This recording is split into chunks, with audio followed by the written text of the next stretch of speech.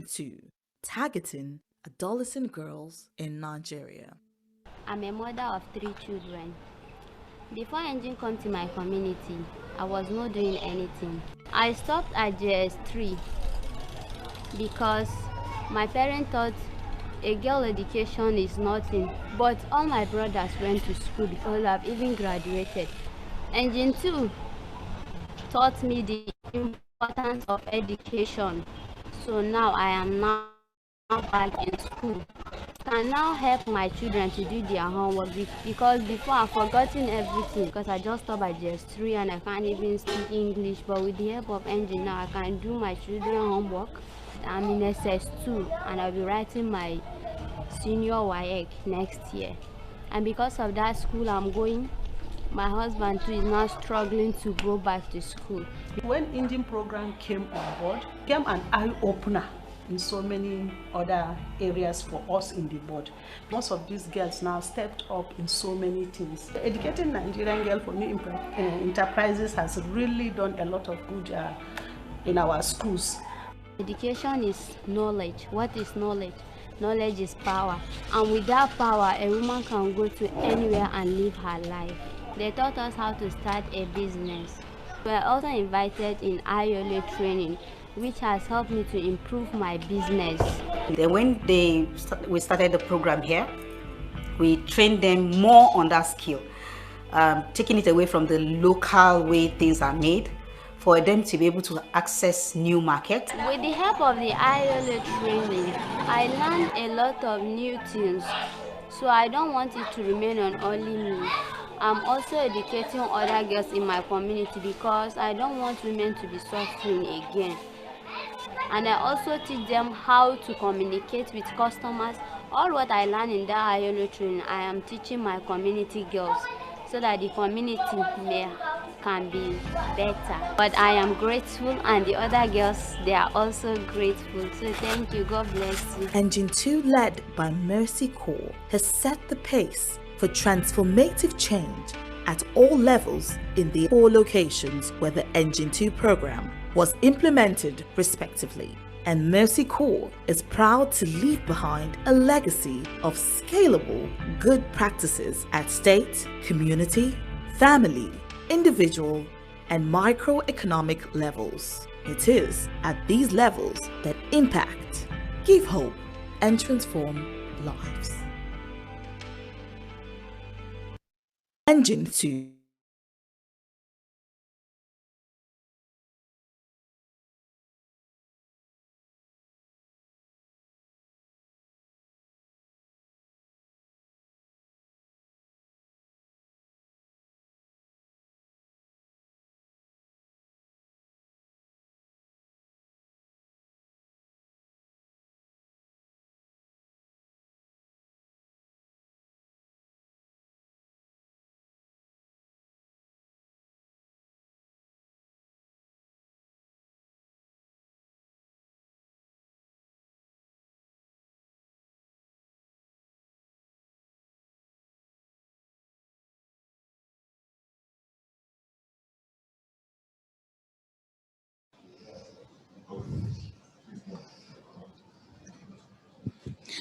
Good afternoon, ladies and gentlemen.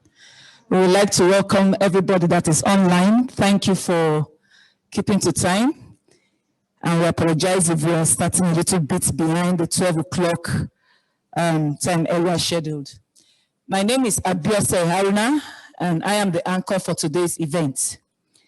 ECOSAT, the Empowering Communities Through Strategic Actions for Transformation, a journey of 27 months.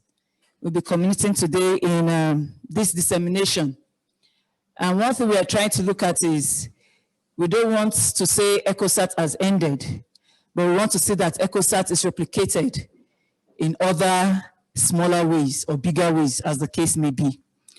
Like I said, for everyone online, I would just like to encourage you to please drop your name, your designation, your organization, and location in the chat box. We'll be collating this at the end of the meeting. But in the room here with me, I would just like to quickly introduce some people in the room with me. First on my list is the country director of Mercy Corps Nigeria, Mr. Ndubisi Anyawu. You'll be seeing him in a little bit when he gives his welcome address. You're welcome, Ndubisi. We also have Timothy Zaka, who is the project lead for the ECOSAT project. We have one of our regional colleagues in the room, Esther Musa, who is in charge of program development at the regional level for Africa, Mexico. We have Grace Oguntade, the communications and learning specialist for Mexico, Nigeria. We have Ugochi Wanguk, the communications officer for Mexico, Nigeria. Femi Aye, who is the logistics focal person for this meeting. And we have some special people in the room. I call them special because without them, ECOSAT wouldn't have been possible. So I will start by introducing Aishat Adamu Umoru, who is a girl leader from Mapa community in Buari Area Council. She'll be talking to us later as she shares her experiences. We have Hope Abila from Peggy community in Kuje Area Council. We have Dogo Shekomonza from Dafara community in Kuje Area Council. We also have our youth leader from Kuje Area Council, Mr. Obadiah, who is also a community leader, one of those that have helped, that have used their structures to help drive the success of this program in their community. And lastly but not the least, we have Mr. Stephen Emmanuel, who was one of our community facilitators, helping to anchor the learning spaces and interfacing between the program participants and the project secretariats. So please, just like I said, drop your name, your designation, your organization, and location in the chat box. This is very important as we'll be collating all this as we go on. Without wasting too much of our time, I'll be calling on the country director of Mercy Corps Nigeria, Mr. Ndubisi Anyawu, to please come and give his opening remarks.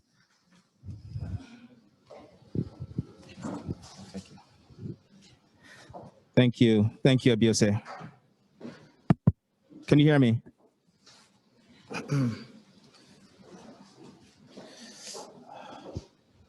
Hello everyone. I'd like to welcome you to the ECOSAT dissemination meeting. I'd like to welcome all those who are joining online. So welcome to you as well. I'd like to especially thank our key stakeholders, including our donors, FCDO, and our 4 local partners who have led the implementation at the state level. They include the Bako Youth Development Foundation in Kaduna State, the Society for Women Development and Empowerment of Nigeria in Kano, the Tabitha Kumi Foundation in the FCT, and Women Advocates Research and Documentation Center in Lagos. ECOSAT, empowering communities through sustainable actions for transformation. This is the reason why we're gathered here. We're gathered here to celebrate our wins over the last 26 months and to touch on the lessons learned as we positively impacted the lives of Nigerian youths, particularly in Kano, Kaduna, Lagos, and the FCT. According to the National Bureau of Statistics, Nigerian youth make up almost 40% of Nigeria's population. Clearly, this offers such a great opportunity to leverage on their strength, their youthfulness, and their ingenuity. However, with limited access to livelihood options, employment opportunities, and entrepreneurship, this opportunity can quickly become a disadvantage because of the direct correlation between unengaged and underengaged youth population on the one hand, and increased crime rate and economic stagnation on the other. Combine this with the age and gender discrimination, and we have the beginnings of a crisis on our hands if there are no deliberate and intentional interventions like what we have had with ECOSAT. This is why Mercy Corps is committed to empowering young people, creating access to skills and networks, and the need for meaningful livelihoods and building their leadership to influence community and government decision-making.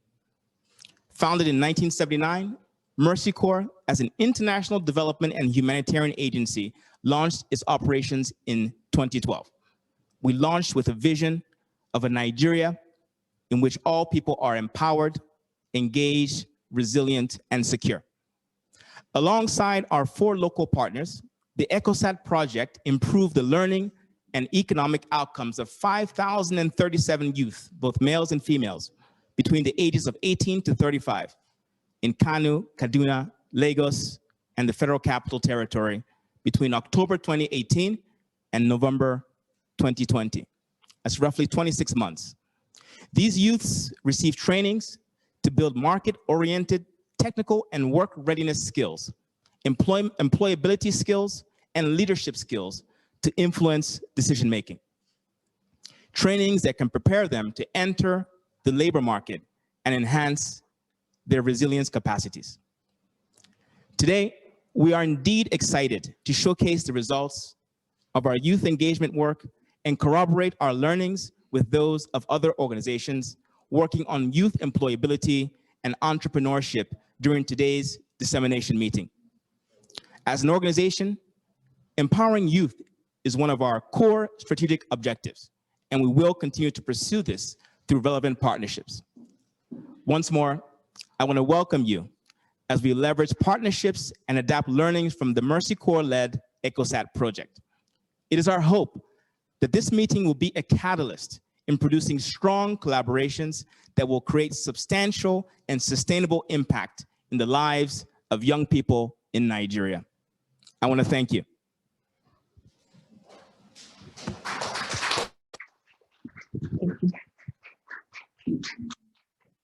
A big thank you to the country director of Mercy Corps Nigeria. And from his opening remarks, you will see that the ECOSAT project was actually very strategic. If we have quite a number, 40% of the population of Nigeria being young people, then you know that there's urgent work to be done to ensure that we leverage on their energy, their strength, their creativity. If not, just like we heard, they will also go the other way of going into negative vices. Also, ECOSAT was actually speaking to one of the strategic objectives of Mercy Corps Nigeria. Youth empowerment, youth engagement is very key in achieving the objectives and the vision of Mercy Corps. And we did this a little bit. Of course, we've not filled the gap completely. There's still a lot of work to be done. And that's why we have the emphasis on partnerships and alliances with other like-minded organizations, which we hope to see as the outcome of today's meeting, so that we can scale up, we can increase scope. It's just a drop in the ocean that we've been able to do through ECOSAT. We need more actors within the space so that this work can receive speed and the scale that we are looking forward to. Thank you very much, Country Director. And we hope that at the end of this program, we'll indeed have a lot of more people coming on board, more organizations coming on board to see that this vision, vision of seeing youths gainfully engaged is achieved. Without wasting much time, we'll quickly go on to the next item on the program. We want to look at ECOSAT. We're saying ECOSAT, ECOSAT. Some people know about it, some people don't. All right, so before we do that, at the global level, at the national level, the country director talked about Mercy Corps really working with young people. We work in empowerment, education, trying to build their employability skills, and even increasing the skills that they have that they can turn into viable businesses. So we want to look at the livelihood approach that we have as Mercy Corps at the global level and in Nigeria. And to take this presentation, we have Joseph Ubek, who is the technical director for the rural resilience activity of Mercy Corps Nigeria. So over to you, Joseph. Thank you, Abiose. I'm sure my screen would be shared in just a short while from the other end. So Timothy, Femi, please present.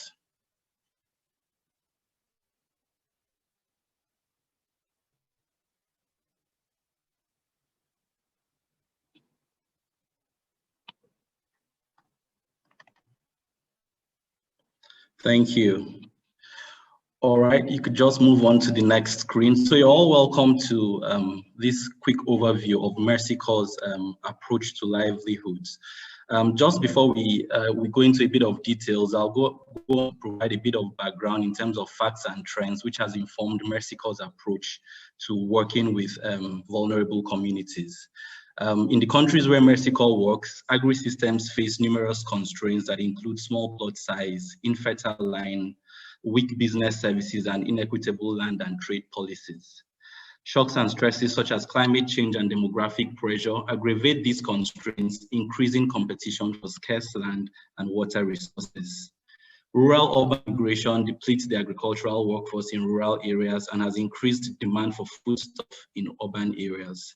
The youth bulge, one of the areas ECOSAT and the engine program is focusing on, the demographic pressure and gender dynamics contribute to unequal access to land and resources. Yet, among these young people, we know that youth on their own can provide a new engine for growth and catalyze agricultural transformation. We also know that if young people possess appropriate skills, engaging in agricultural markets and generating a decent income, they would also be more likely, less likely to migrate to the cities or join extremist groups, which would lead to stability and increased food security. As it relates to Mercy Corps' livelihoods approach, the combination of our world of work and our agricultural-led interventions is what we put together as our livelihood interventions, right? And so speaking to agriculture, as one of those areas where we improve livelihoods, Mercy Corps strives to make agri-systems that are smart, systemically transformational, and socially inclusive. Next, please, Femi. Next 2 slides, sorry. I had moved on. Next, Femi. Thank you. Right, so we strive to make agri-systems, like I said, very smart, looking at agriculture as one of our sectors and ensure that these systems are socially inclusive and then are also transformational for the people, whether they be young people or whatever target demographics we would be working with. Next, please. Specifically looking at agriculture, our work in, next please, next slide. Our work in agriculture, particularly as it centers around green growth, right, helps us increase the volumes and the quality of food produced and contributes to stabilizing food production over time. Particularly for Mercy Corps, we focus on improving practices and behaviors. We promote integrated and sustainable climate resilience approaches to maximizing land use and decreasing the use of inputs. We support community-based management by ensuring dialogue and sustainable arrangements are made among users of land and users of water, whether they be pastoralists or sedentary farmers. As it relates to social cohesion, we also leverage, when feasible, market-based platforms and economic incentives as conduits for mitigating conflict and resolving and building social capital. Right? These are some of the things Mercy Corps does as it relates to agriculture as a potential pathway to improving livelihoods for vulnerable groups.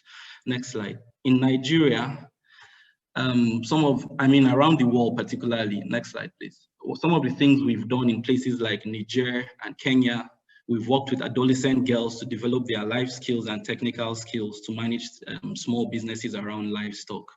In places like Colombia, we've collaborated with farmer support centers to leverage resources and best practice training for young female farmers. In places like the DRC, we've facilitated entrepreneurship for young people to fill gaps identified in markets, including gaps such as transport services and food transformation or food processing, right?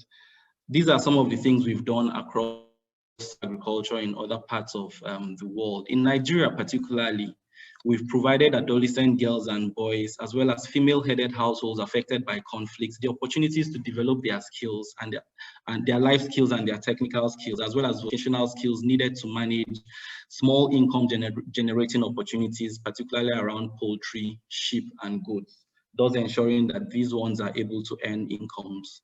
In Nigeria also, we provided young smallholder farmers with digital last-mile solutions, helping them provide weather, markets, agricultural information to smallholder farmers. We've created opportunities for entrepreneurship to fill gaps in market services, all of this within the country and through programs such as ECOSAT and other programs that the Nigeria Country Office is implementing. Next, please. I mentioned earlier that the combination of agricultural approaches and our world of work approach basically is what we refer to as our livelihood approach within Mercy Corps.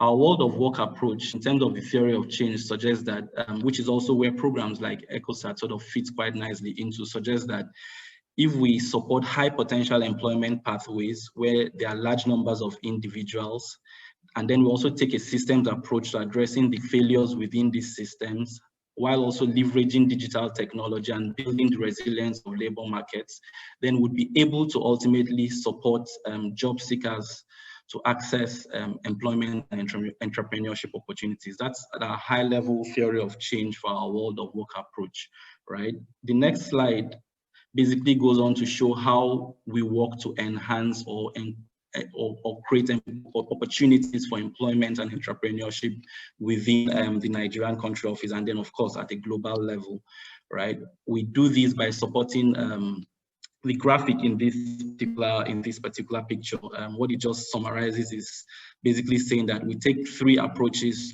three major pathways to improving employment and entrepreneurship opportunities. We do this by supporting labor demand, right, via business growth and work opportunities. Second way we do this is by building the capacity of job seekers, to create that connection with with labor supply. And then the third part is by enhancing job matching mechanism within the targeted sectors we want to work in, right? So our focus on the world, next slide please, Femi. Our focus on the world of work in terms of supporting young people in other places across the world, and of course in Nigeria. We've shared some examples on the screen. In places like Kenya, we've supported employment opportunities, helping young people increase their voice and national decision making, right? In places like Nepal, we've worked with this STEM program, which basically ensures that young people in secondary schools or who are able to support, who are passing through schools, are able to carry out advocacy on issues around female education, and then linking these girls to opportunities for vocational training. In places like Ethiopia, our STEED program is taking a market systems approach to helping over 50,000 refugees and host community members access employment opportunities. Specifically within Nigeria, next slide, please. Specifically within Nigeria, we have talked about programs like ECOSAT, who are also, raising the frontiers and, of ensuring that opportunities for employment and entrepreneurship are created for young people. The Engine 2, which was also referred to in previous conversations on this, in this meeting, is also one of those programs that has worked significantly in creating opportunities for employment and entrepreneurship. Currently in Nigeria, there are a few other programs like the Rural Resilience Activity, the EU-funded BRIC program, and some other programs that are actively working to ensure that opportunities for employment, whether they be vocational employment or technical related employment in the other livelihood streams, like I talked about agriculture, is created for young people, right? And so this is a high level approach of what, this is a high level summary of what Mercy Corps focuses on at the global level, but of course also in country in terms of creating opportunities for employment and entrepreneurship for young people. Thank you for listening.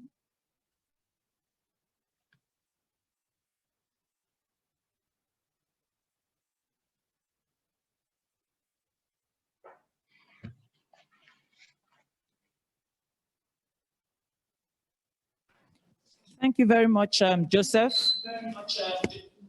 for giving us that overview of the livelihood approach of Mercy Corps. So just to quickly highlight a few points, we can see that one area that Mercy Corps focuses on is in agriculture, and that's the green growth framework.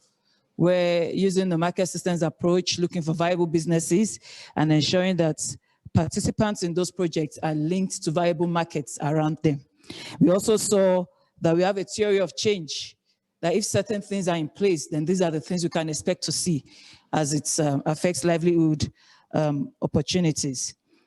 And he also highlighted some, so that we don't look at it as if maybe ECOSAT is just a one-off, or maybe the Engine 2 program that many of us know about.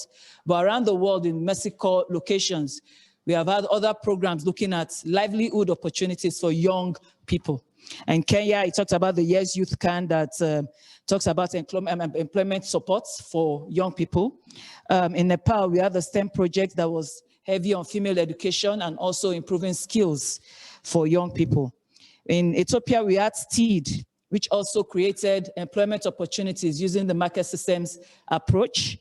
And of course, in Nigeria, we've talked about Engine, we've talked about ECOSAT. We also had iSync that has ended, which was also very much focused on ensuring that young people have income generating opportunities and employment opportunities. The RRA, the Rural Resilience Activity, is also very, very active in that sphere, the BRIC program. These are just a few of what Mercy Corps is doing. And like we said, one of the things we are looking forward to at the end of this meeting is to see how we can also have other partners on board, because we try very much on partnership. Mercy Corps cannot do it alone. We try very much on partnership. And from the country director's opening remarks, you will remember he mentioned some of the indigenous NGOs that we worked with on this program. And one of the executive directors of those organizations is here, Architect Tayo Erile of Tapita Kumi Foundation from the FCT. You're welcome, ma'am. So nice to see you. So we try very much on partnerships because we know Mercy Corps cannot do it alone. So moving on from there, we would like to see what is ECOSAT. We've been talking ECOSAT. What really is ECOSAT? And to do justice to that, I'll be calling on the project lead for the ECOSAT project, Timothy Zaka. You're welcome.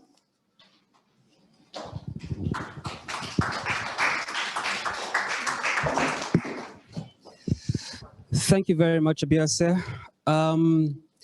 I'm so very, very excited to make a presentation on a brief overview on ECOSAT project, the empowering communities through strategic actions for transformation. It's been a busy 26 months of program or project implementation, as the case might be. We all know that education can be classified as a pathway towards an upward socio-economic movement, and it's key to when it comes to averting poverty. However, with the growing population of youth in Nigeria that are seeking better education and livelihood, they are usually placed at a very, very disadvantageous position. And this can be attributed to so many factors, so many barriers, and some of these barriers could include free access to education, transition to higher level of education, and of course the entrance into the workforce. As a result of this, Mercy Corps through the ECOSAT project saw the need to empower the youth towards youth empowerment. And this was actually done through enhancing learning. Now, learning or education, as the case might be, is one of the our component of the Sustainable Development Goal 4, which talks about quality education. The next is through building social assets. And the final one is through linkages to viable employment opportunities, leading to workforce development. Now, ECOSAT is being funded by the state of Oregon, and it complemented the Engine 2 program that rounded up sometimes last year in the month of October 2020, and it's a youth empowerment project. The goal of the project is to improve the life chances of over 5,000 marginalized youth within the age range of 17 to 30 years. A little bit below $1 million was actually expended during the course of the project that was implemented in the 26 communities of 8 local governments in Kano, Kaduna, Lagos, and the Federal Capital Territory. Like I said, it was a 26-month program that actually started in the month of October 2018 and lasted till November 2020. Now, there are 5 different objectives of our the ECOSAT project that linked the goal of the project towards improving the life chances of these marginalized youth. So we have 5 different objectives. One of them is improve learning outcomes. The second one is strengthen peer-to-peer learning within the project implementing communities to support transition. The fourth one is facilitated financial inclusion and business assets. And the fifth and final objectives of the ECOSAT project is to provide strategic behavior change communication. Now, when it comes to improve learning outcomes, the first objectives of ECOSAT. Now, when you look at data, the youth literacy level in country from the year 1991 to 2015 increased from about 5.1 million persons to 9.43 million persons. Now, according to UNICEF, the Girls Education Project Phase 3 of 2016, it says that 1 in every 5 of the world's after-school children in Nigeria is in Nigeria, with about 10.5 million children not in school. Now, this means that the huge population of Nigerians youth, they are actually looking for better opportunities when it comes to better livelihood. Quite a number of them are not educated, and as a reason of not being educated, it translates to to them not getting the adequate form of employment, high level of unemployment. There's a poor financial position of the youth as a result of low quality of jobs that are being offered to them. Low level of education will also entails that quite a number of them will not go to school, will not get good jobs, and of course, leading to high crimes within the community. So what did ECOSAT do to address these issues? ECOSAT partnered with Agency for Mass Education across all implementing states, works with the Agency for Mass Education to establish and identify and establish learning centers or learning spaces. And within the learning spaces was able to provide learners with literacy, numeracy, life skills, and financial education. Now, to be sure that these individuals or the teachers themselves from Agency for Mass Education have enough capacity to be able to deliver the learning center teaching methodology, their capacity was strengthened on subject mastery and delivery, and of course, in line with the learner centered teaching methodology. The second objective talks about peer-to-peer learning.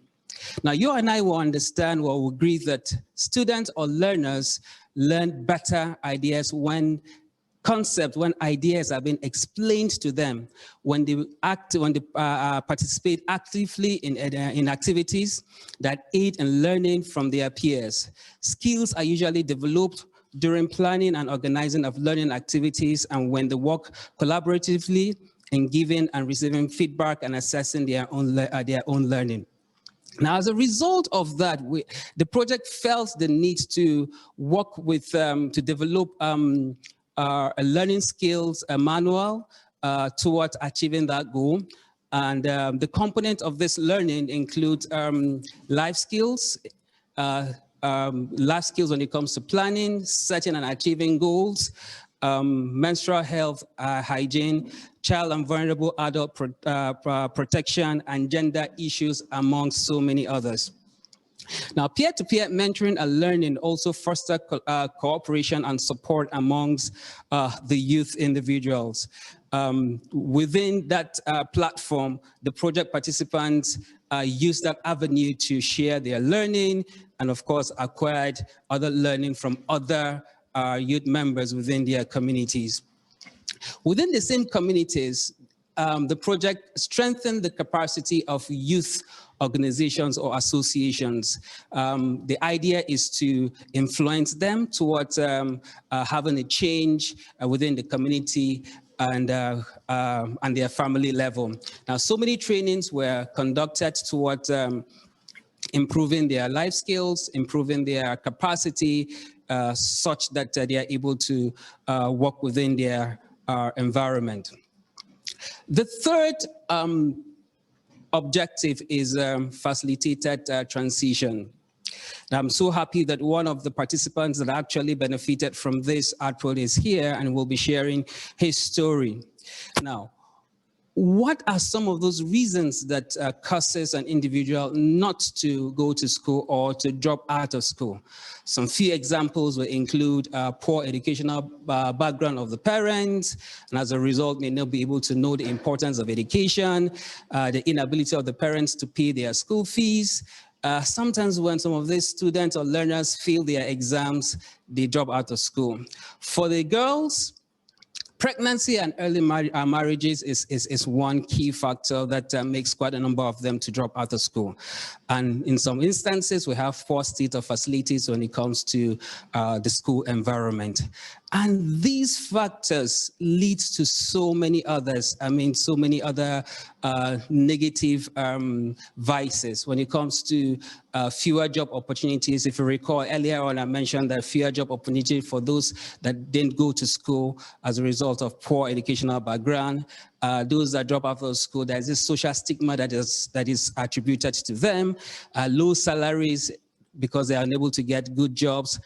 And of course, high probability of these individuals getting themselves involved with criminal activities. So what did ECOSAT do to address these issues? The project provided scholarships for youth in the form of registration for WAEC, NECO, and school fees for those that are reintegrated back into the formal education system. For those that actually dropped out of school, they were re-enrolled back and some fees were paid, and then educational materials were also provided to them. The collaboration with the Agency for Mass Education is another one, you know, establishing informal learning centers. Those that those that qualify were registered at the AME learning centers. The project supported participants to prepare for and successfully and transition to the next phase of work and personal empowerment through income generation activities. And the final point here is that some forms of equipment grants were provided to these individuals that qualified to serve as startups and expansions, business expansions to them.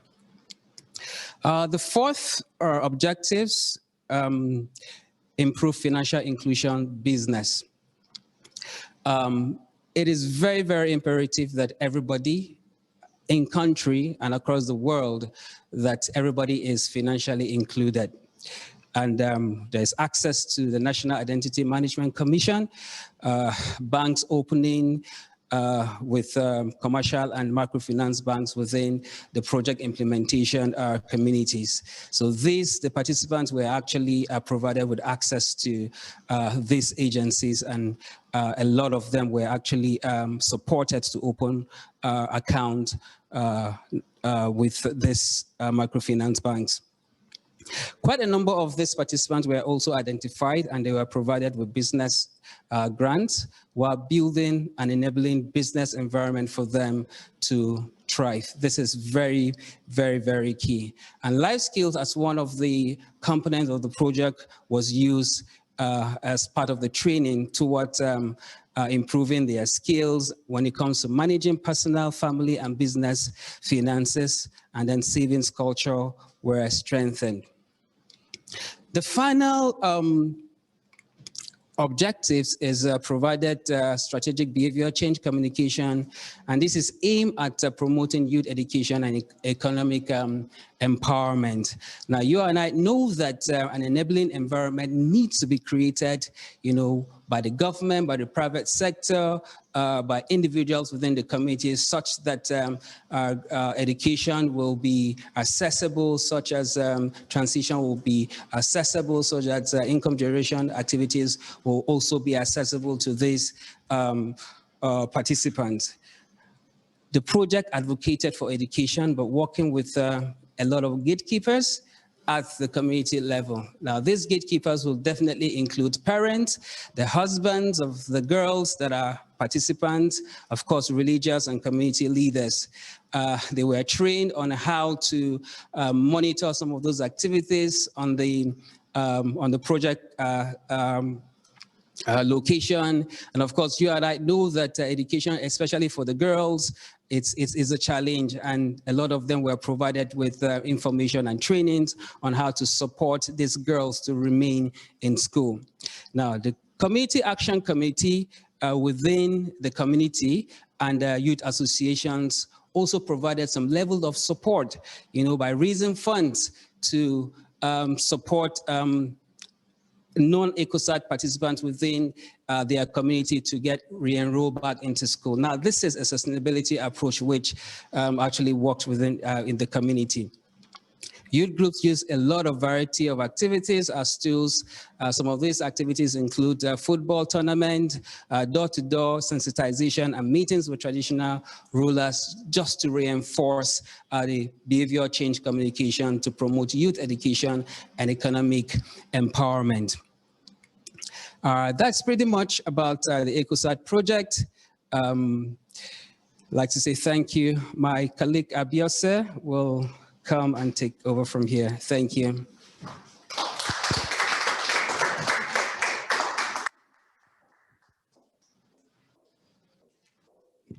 Thank you very much, Timothy. So in about 7 minutes, we have heard the work of 26 months.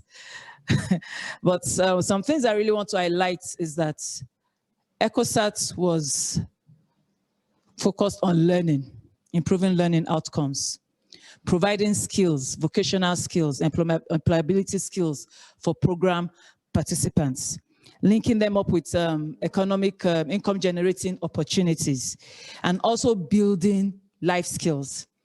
One thing that Mercy Corps is well known for is about promoting the dignity of everyone that we work with. And in promoting dignity, we want to empower program participants, stakeholders with life skills necessary to thrive, even as they go through life. And that was one thing that the ECOSAT project also mainstreamed into its work. Just before we move on, I would just like to also recognize, earlier on I recognized architect Tayo Erile because she's the executive director of one of our partners here in the FCT. Online, we also have Ajia Memuna Yakubu, who is the CEO, the Chief Executive Officer of Society for Women Development and Empowerment in Nigeria. That's the partner in Kano State. We also have the Executive Director of Bako Youth Development Foundation, Mr. Andy Bako, the partner in Kaduna. We want to welcome all of you specially and congratulate you on the work well done in your various locations. Also, thank you. One of our strategic partners in Lagos is also online. That's from the Lagos State Employment Trust Fund, somebody I worked with closely, particularly.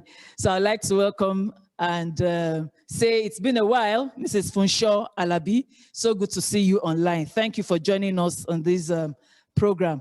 Earlier on, we have a Senior Special Assistant to the Governor of Lagos State on Education, Stadetola Salau. Seems he has dropped off, but we also want to recognize he was here with us earlier on. So just to move on, we've heard what the objectives were for the program and what we did, but what were the results? It's good to say, okay, these were the objectives, this is what we did, but what did we really achieve? And to take us through the results will be Sheila Uzo Onosoya, who is our monitoring, evaluation, and learning advisor. She'll be giving us figures, facts. Did we really achieve, or do we still have some gaps? So I'd like to welcome Sheila. Sheila, you're welcome aboard. Take it over from here. Okay, good afternoon, everyone. I'd like to just quickly confirm that you can hear me and also that you can see my screen.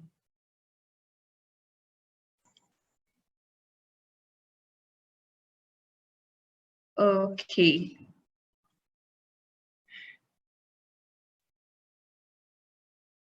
Hi, Abiose, can you confirm if you can hear me and if you can see my screen?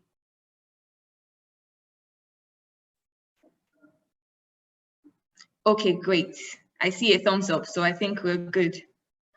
All right, everyone, happy to be here. We're quickly just going to have a quick overview of key highlights from the evaluations that we've had on the project, and also just to look at the key things that we believe would be good for our stakeholders here with us today to take home with us.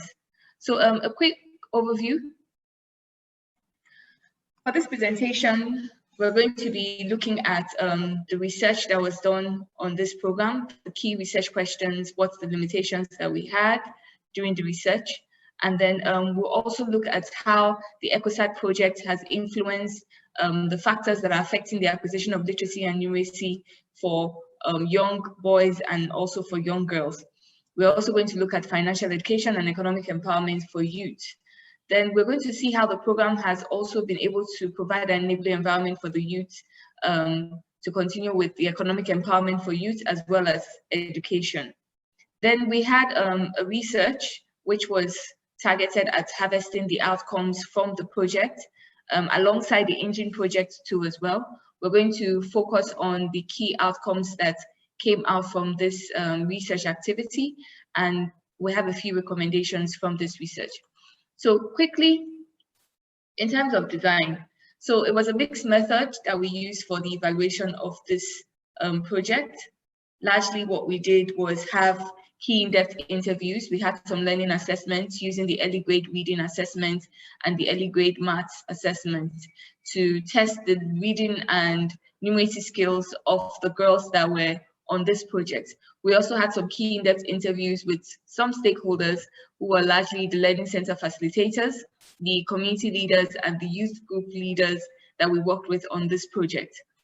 Then we had the outcome harvesting, where we identified 10 outcome statements. We worked closely with data metrics. I believe they're on the call. I really have to commend their efforts in leading on the outcome harvesting for this project. So it was a review of the project's reports, and 10 outcome statements were identified at that stage, which went on to be substantiated with interviews with key stakeholders on the project. So there were 3 key research questions that we had in our mind from the beginning of ECOSAT. How has the project influenced the factors that affecting young people to acquire literacy and numeracy skills? And then how has the project also influenced access to financial education and economic empowerment that would in turn affect the life outcomes of youth in the project? Lastly, we wanted to see how the project has leveraged on existing structures within the communities where we worked to create an enabling environment for youth empowerment and also for education, especially for girls. However, there were a few limitations in gathering these results. So this, the effects of the COVID-19 pandemic in Nigeria limited some of the program project activities. And we believe that because of this, results that we're presenting today may not necessarily capture all the effects or impacts of the project, because some of the project activities were delayed and happened a little after the end-line data collection had been done. So moving on very quickly,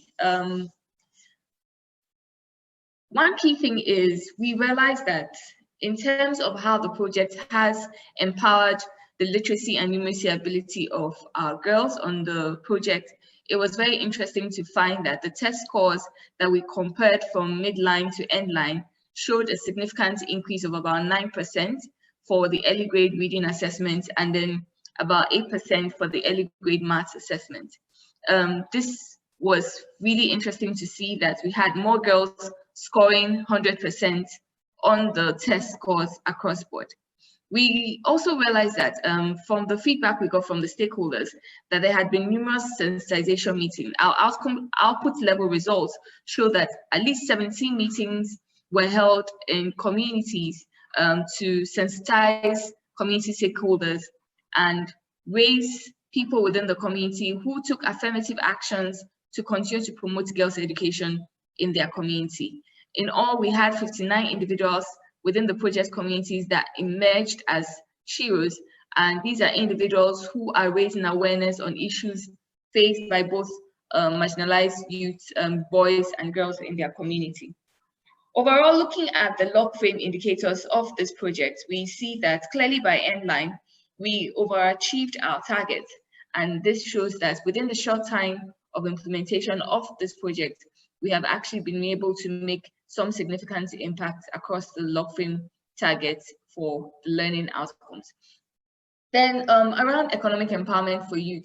Now, it was very interesting to see some of the feedback we received from the young people who have been on this project.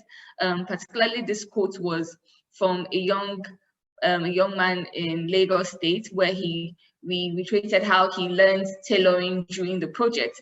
So he emphasized that during the classes that they had in their youth group, they would have people who would come and teach them various skills. And he went on to say that right now he's earning between 700 to 2,000 naira in a day. And the interesting fact is that he's been able to save some of this money and is now using this money to buy sewing machine to continue to expand his business. Now, specifically from our research, we saw that 54% of the respondents who have received some form of support from the project to learn a skill report that they now have some form of increased income. In other words, they're earning more money in different areas of their businesses. And it was interesting to also see that the money that they are making from their day-to-day income is supporting them not only to expand their businesses, but as we go along, we'll see that they've also been able to use these resources to support their families too as well. However, we realized that part of the findings that we got was that lack of access to financial institutions within the communities has been a hindrance to saving money and accessing loans for businesses. So individuals are able to save money, but then there are no formal institutions within their local community. So it becomes a problem to actually save money in those institutions like banks. Again, around the log frame indicators, we see clearly that the project has been able to achieve its targets and in a lot of cases overachieve. And this was because at some point we decided to intensify efforts within the project to expand the scale of what we were providing for the beneficiaries. Now, in creating an enabling environment for youth empowerment and education, the survey respondents, 76% of them indicated that they had received training on gender issues. So this was one of the initiatives of the program. So we're happy to see from the results that 9 out of 10 respondents that we spoke to said that they learned about various gender issues from their LCFs. And these issues covered things around child and vulnerable adult protection. It also covered issues, gender issues, especially the affected girls' education, roles within homes, allowing girls to go to school, and sharing household chores and all of that. So it was very interesting to see this result from the end-line evaluation. Across board, in creating an enabling environment, the project has been able to leverage on existing youth groups within the project site and has used these groups to be able to eliminate some of the barriers that are affecting girls' education and youth empowerment. And this is true, as Timothy said in his presentation, training of different youth group leaders, and then also continue to empower these girls by providing grants for them to be able to go to school. Now, lack of financial support, teenage pregnancy, early marriage amongst girls, and unemployment were some of the identified barriers to a good enabling environment for youth empowerment and education. So this was some of the feedback we gathered from the key in-depth interviews with the stakeholders and some of the conversations we had with the young men and women on the program, and they gave feedback about how this is affecting their ability to be able to continue their education. So looking at the indicators that are specific to economic empowerment for our beneficiaries, our participants on the project, we also see here again that there was a huge achievement in that sphere.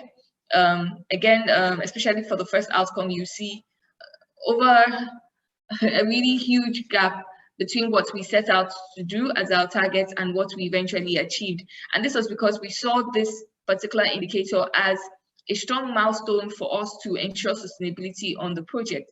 So we went beyond just targeting just 3, but we were able to get 30 different people who were trained and people who raised up their voices to be able to take initiatives within the household and community to support girls' rights and education. Now, moving to the outcome harvest. For us, it was interesting to see a lot of things that we were able to harvest from the various outcomes that were identified from the project report. However, two key things stood out. One is savings ability of the participants within the project significantly increased. And this was really good to see. And we had girls giving us feedback that they are able to start businesses from the savings that they are making. And beyond that, we see that there's been an increase in the financial autonomy of our participants, even within their households, where they're able to now contribute to household income, and some go as much as supporting other children within the house to be able to pay their school fees, thereby showing that through participation on this project, they have actually understood the value of education and are willing to support other children within their families to continue their education. So in terms of recommendation, from what we have seen from this research, we have come to see that indeed a well-designed economic empowerment initiative targeted at young people does have the potential to mitigate barriers to economic marginalization of youth. That is one thing that is really clear from what we have seen, both from the end-line evaluation, from the various program monitoring reports, as well as from the outcome harvesting that was done. And we therefore have seen that young people can adopt and learn income earning skills that are provided to them with the right strategies. And to continue using these skills, we realize that yes, there are gaps, and some of these gaps can easily be addressed where there is effective multi-sectoral collaborations and partnerships with both government and public stakeholders, as well as non-governmental organizations coming together to design approaches that would help young people to overcome economic marginalization within their communities and within the entire country structure. So just briefly, these are the key highlights. The full reports are going to be available. We will share that with you. Feel free to drop in your questions if there are any, and then we'll respond to it. Thank you very much.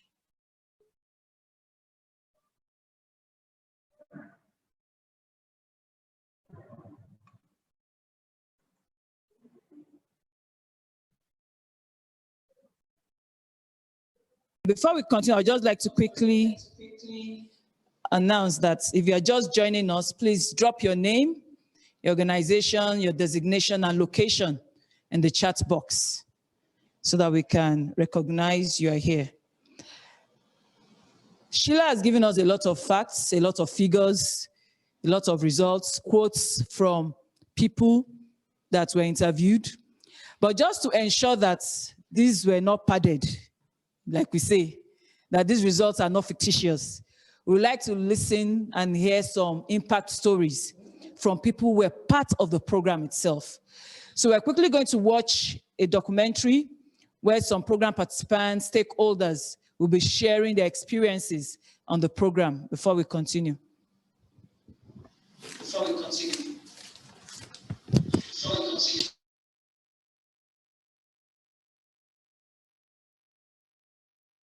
The goal of the ECOSAT project is to improve the life chances of marginalized young boys and girls through enhancing learning, building social assets, and linking them to work opportunities.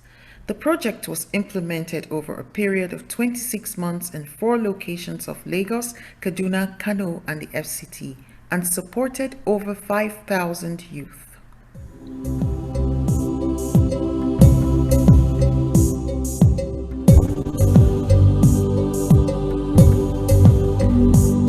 When ending their program, I, as a chief of the community, I put request that if anything is coming in this nature, they should try and include the boys, because the army robber we are having today in Nigeria mostly is boys, is men.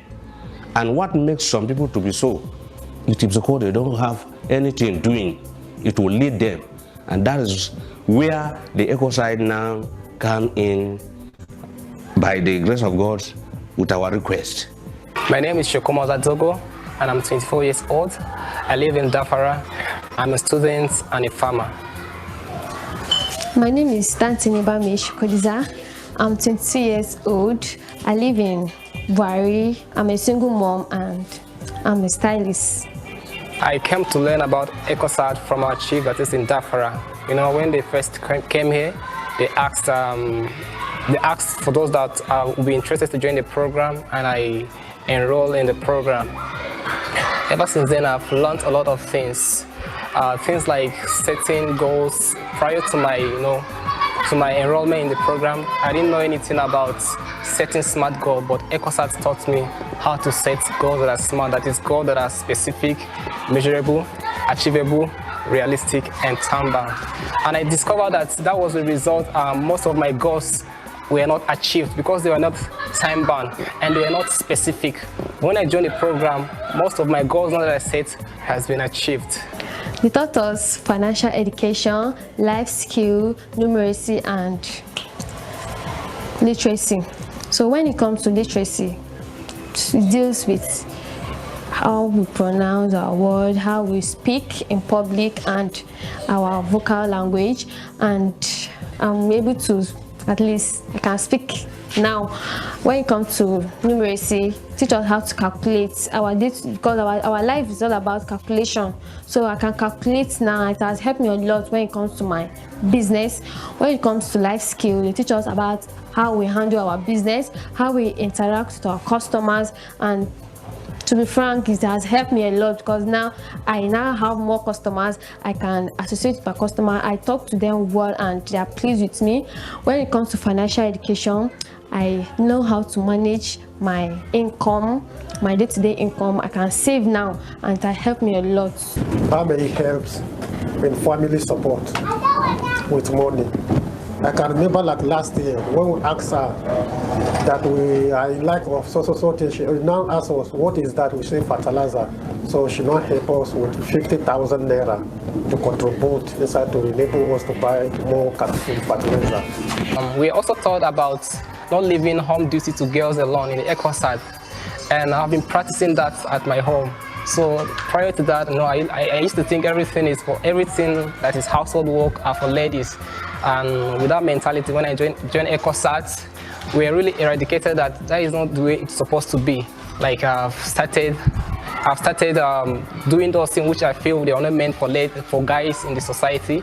I've started doing them, and I think if others will learn this, it will help our community a lot. It will bring the best out of me because I can now boast out that I know what I'm doing when it comes to my day-to-day living.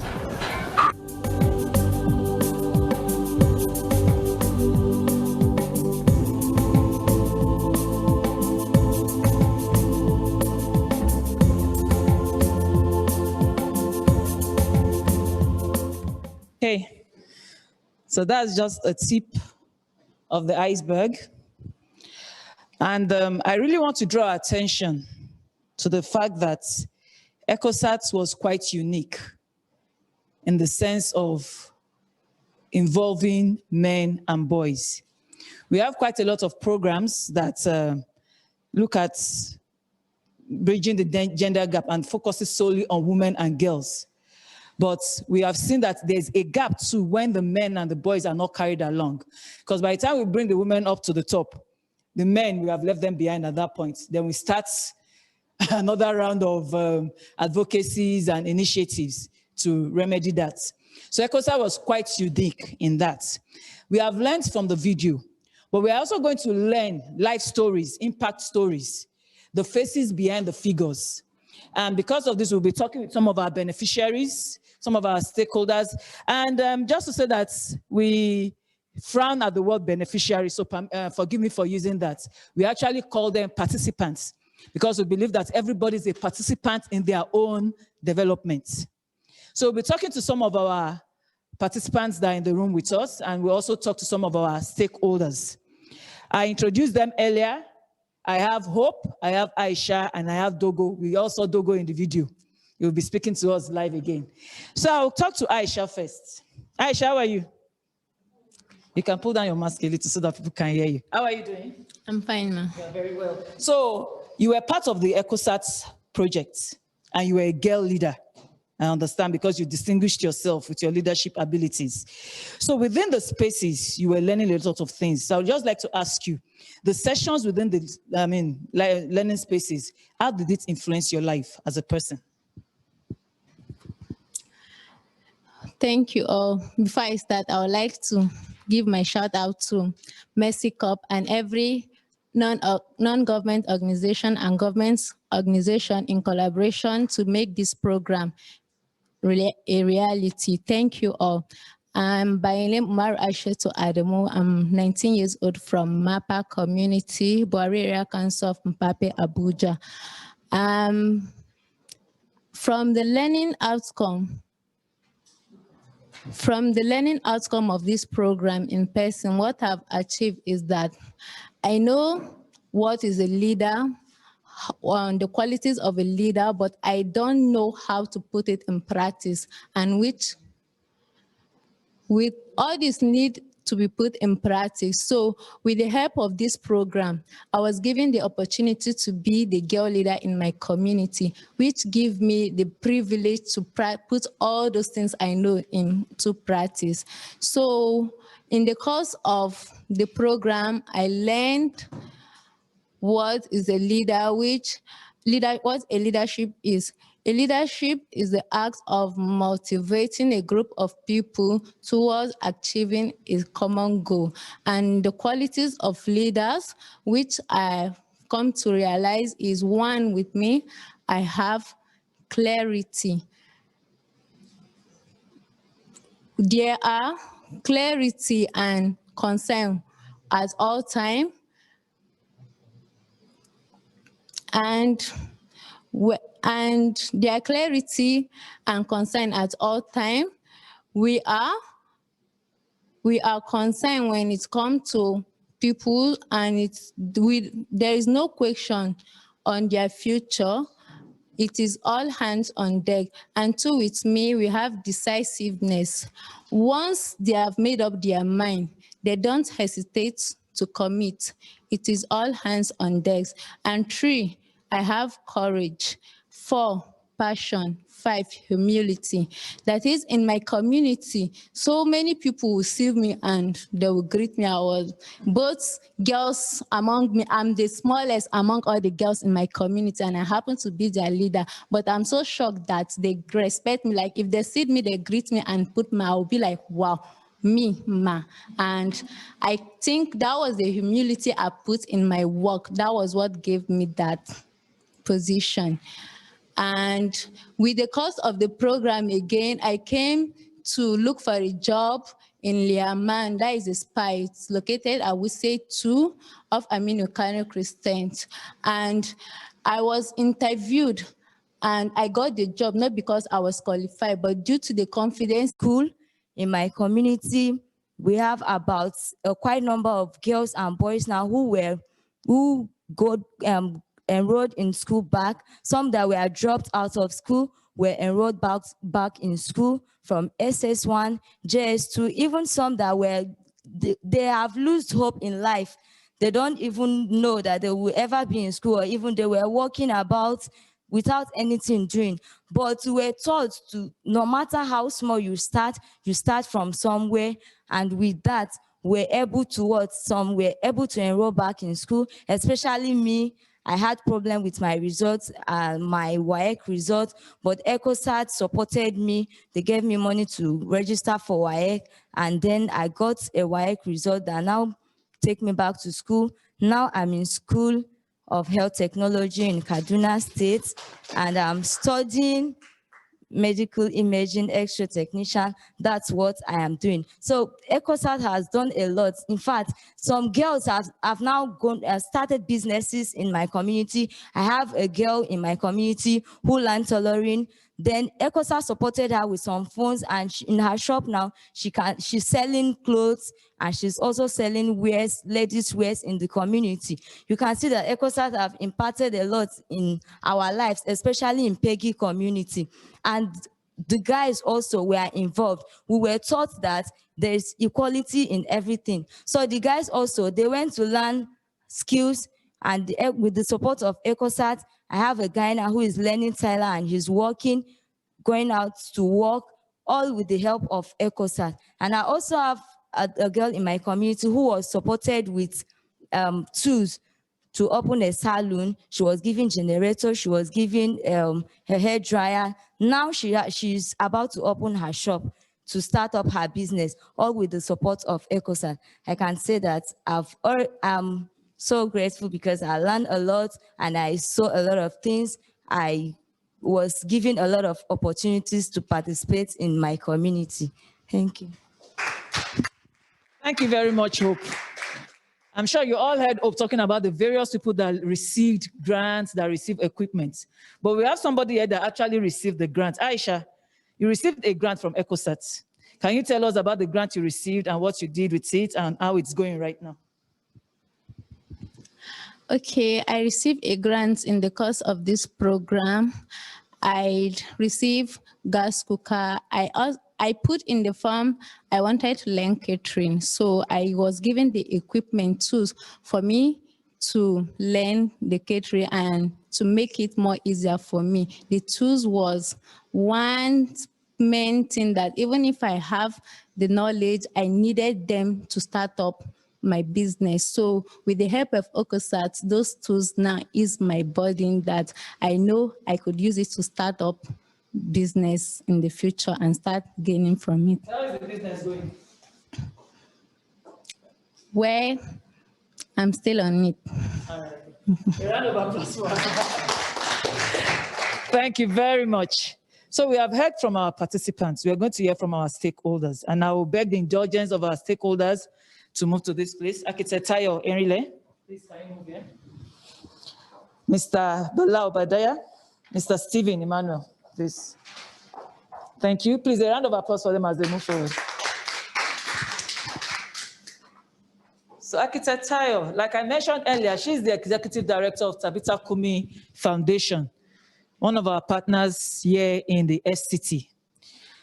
Financial education was one of the core work we did on the ECOSAT program.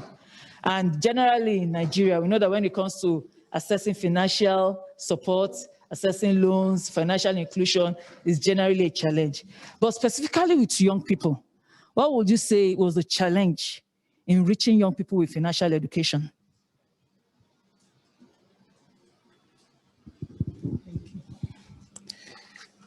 Well, first of all, can I just say a word about ECOSAT? Please go ahead. All right, okay. Good afternoon, and thank you very much for the opportunity to be here.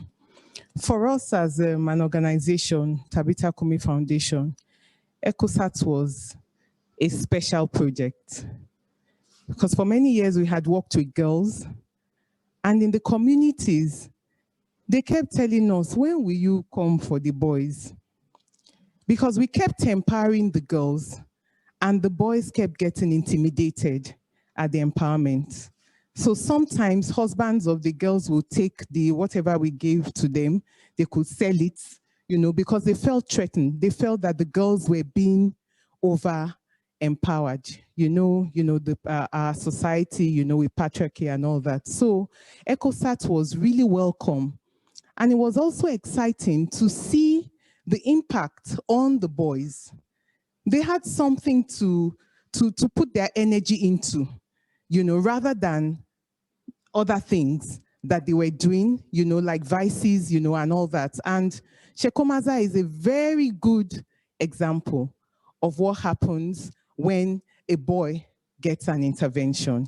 His life is totally transformed. His life is changed. Now, on the financial education. Now, well, the challenges mainly were a problem of perception for some, because we had, people were sort of set in their ways, and especially, you know, with the boys. The financial empowerment, the opportunity to get like NIMSI cards, you know, so that they can be included and they can open bank accounts. As we see now, there's a major it's a major advantage, because all of them are the communities. They are so happy that now they already have their NIMSI cards, so they are not going to sleep at the NIMSI centers. And the idea that my money is my money and I can do whatever I want with it. But with the training, with the teaching, with some of them were getting the understanding, but for some, it was a bit difficult, you know, being able to, you know, to do that. And because of this, we have girls and boys who were able to save their money and, you know, plow it back into their businesses. Some were also able to support their education, like to pay for their fees. Like Shekomaza said, he doesn't need, because now he's been well positioned, he doesn't need any support anymore because of planning, goal setting, the ability to save, which was not a culture that they had before. So for those of them who accepted it, it has brought about a change, but some were slow in accepting it. Thank you very much. So I know that there were approaches in bringing the financial education, but when you got to the field, to where the work was there anything, or in any way, did you have to change your approach in really reaching the young people? Okay, so because, like I said earlier, these are not, they are matured. They are, like you said, young boys and men, you know, and girls. So some of them were set in their ways. So we had to learn, you know, to continue teaching and continue, you know, trying to get them to understand what it was that was in need for them. Now, for some of them, there's a perception that when you come to the community, I want sewing machine, I want tractor, I want, you know, I want. So sometimes the idea of financial training or life skills was like, what is this going to be of any use to us? We need something more than this. So they had to have an understanding, you know, we had to help them get an understanding that this is more valuable, because if you have this, you can get all those things, you know, that you want. Thank you very much, ma'am. So, Mr. Stephen, I'll ask a question now. Mr. Stephen was one of the facilitators that coordinated the learning spaces for the young people. So I'd just like you to share with us your experience and what were your observations from when you started with the young people to how you ended with them? Thank you very much. Honestly, it is really a wonderful one from ECOSAT in collaboration with Mercy Corp and the Tabitha Kumi Foundation to make it a reality. Really coming to the community from initial was not that easy. You know, some of these boys have come of age to the extent that when you tell them to come to class, they will tell you that what is there. But as time goes on, some of them say, let me just go and see what is really happening. But when they keep on coming, we keep on the learning taking place. Some of them, they see that it's a different form of learning that is quite different from the formal education they usually have, and some of them that dropped out from school. So from there, some of them begin to pick interest, they start coming. For the first 2-3 weeks was really healthy and challenging. But along the line where they keep on seeing the benefit and importance of it. And also some of them, do you know that this is a school that you come? Writing material has been given to you. You don't pay any fee, you don't pay any registration. They see it, it's really a true talk. They start coming. We start having one-on-one interaction with them. When we start taking some of these topics in the life skill and the financial education, they say, how possible? You say, yes, some of these things are not meant to be left alone for the girls. We are all equal. We have equal equalities. The boys, before you know, I was passing somewhere, I saw a boy sweeping their compound. To tell you that really learning have started taking place. Assisting the younger ones in the house. Today, some of these boys gotten financial benefits, gotten grants from the program. I have a boy called Samuel Moses. Today, this boy, he can wire this place, this building, through ECOSAT. ECOSAT trained him. Today, he's taking care of the younger ones, relieving the parents from paying school fees. Through the help of ECOSAT, some of these boys are well-to-do. There are girls that I know they cannot read, not talk of writing. The help of ECOSAT today, she can read, she can write. She has a business on her own now.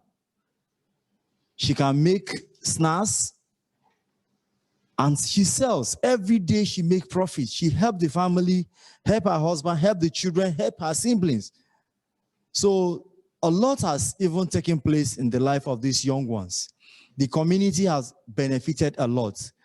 Today you go to the community where I was, the rates of crime have diminished drastically because some of these boys have gotten something to engage themselves with day to day. They don't move around the way they used to because some of them have gotten the skills, some of them have learned, and they have, some of them are into farming business today. Because, uncle, I can save. This is what I even get from my farm products. This is what I sell. Before last year, December, some of them have little poultry that they started on their own in their houses. They said, I have 20 birds that I want to sell during December. I said, make sure you keep what? Keep record. How much is the feed you buy? How much did you buy the birds? How much drugs did you buy? Make sure all these are in record. At the end of it, you balance up your account to see, did you make profit or you make loss? Really, some of them today, even this morning, most of them called me. Say, sir, when is ECOSAT coming again? I said, ECOSAT have ended. Say, we really thank ECOSAT. When they started the issue of this NIMSI ID card, really, some of them called me and say, uncle, we have our own now, we don't have issues. But some of our brothers are suffering. How can I talk to ECOSAT so that they can come again and register them? I tell them, it's not possible. Go to the center where they are registering. Honestly, ECOSAT has done a lot. Thank you. Thank you very much, Mr. Sam. I'll still come back to you. But I'd like to talk to our community leader from Gafere community in Kujeria Council. One of the things that we see is that when programs end in the community, our objective and our vision is that these programs continue in some form, sustainability, so that we don't lose the gains. In your opinion, what do you think are some of the things that could hinder the sustainability of this project, the gains of this project in your community? What could stop it from being a lifestyle among community members? Hello, everyone. Really, I want to first of all appreciate the privilege given to us to be among those that we, participate in this program. Mexico, you have done well, and I sincerely want to appreciate the ECOSAT that came into our communities to make sure that our boys and girls, are engaged in one learning or the other. Truly, you see, I felt sad when I was called through by Anti-Faith that the program will be ending. So I now asked her, what would be the next action or the plan that these boys that have not been engaged for one thing or the other to be engaged?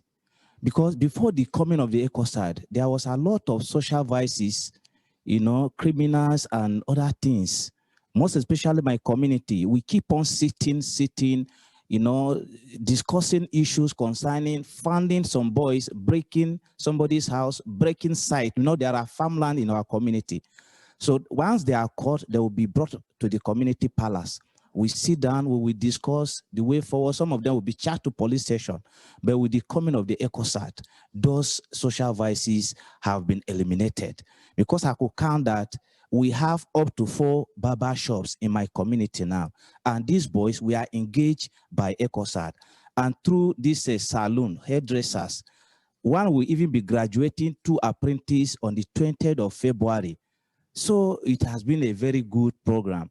But I don't know, the challenges that we are going to have, at the cost of terminating this program, is going to be a very high one, because there are a lot of other boys, other girls that are not, engaged in one business or the other, because the few ones are already engaged. I could tell you now that we have up to 5 boys or girls that will be securing admission into high institutions, and they are using their own personal money. The trading, the skill acquisition that was taught to them, it has helped, but we are really going to have problem. I want just to call that the attention of the ECOSAT and Mexico, that if there is another way or platform that you can bring in to engaging other boys and girls that have never gotten the opportunity to be enrolled for ECOSAT program, I think it will be a really good one. Thank you. Thank you, Mr. Obadiah, but I will still want to throw you back into your courts. Programs do not last forever. Mexico is just supporting. But as a community, what do you think you can do to continue the work that ECOSAT has started? For example, Mr. Samuel talked about the boy that learned how to wire a house, electrical wiring, and is able to do it. That's the kind of sustainability, because he now has money to do other things. Dogo is here, he has given us some of his own impact stories of how he's able to take care of his younger ones. These are some of the sustainability measures we think can go on. So what we're asking is that, what do we think can serve as a hindrance to some of these things happening? And I think you've also mentioned that maybe people that were not able to really assess the program, there are quite a number. Of course, we didn't reach everybody. That's just the truth. But we hope that with the one of the peer mentoring, the peer learning, among people that were on the program, Aisha talked about, she's a girl leader and she has been able to impact other girls. Hope also talked about other people within our community that she's interacting with, people that were not on the program, but she has been able to transfer learning from this program. So all we are asking is that for communities leaders like you, what is the support that you can give in ensuring that the gains of this program are not lost? Thank you. You see, we have plans. That's why I said, one lady, her name is God Sent. Maybe the 3 participants may know her. She was enrolled from the ECOSAT. And now I said by 20th of next month, she'll be graduating some other people.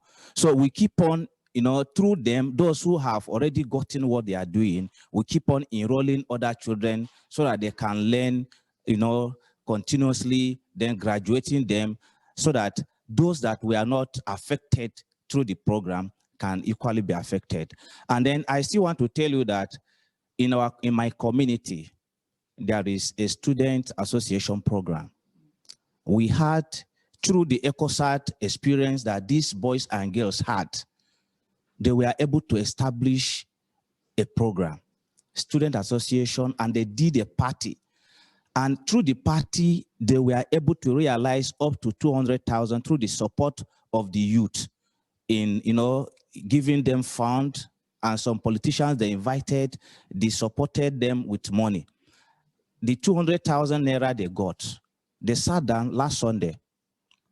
They now look at the less privileged, most especially orphans in the community that are unable to, go to secondary school, some in the primary school that cannot pay their PTA.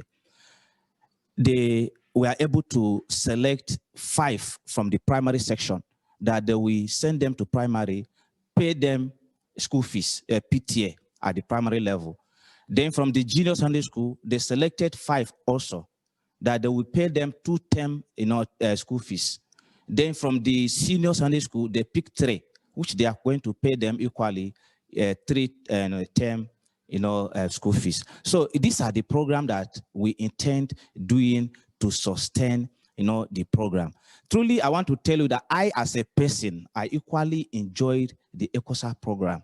How did I benefit from it? I was not a participant, just as a youth leader. The engagement of youth in our communities. There was a program that was held at the Farah community. I went, they invited me. When I attended the program, one man from the agri office department came.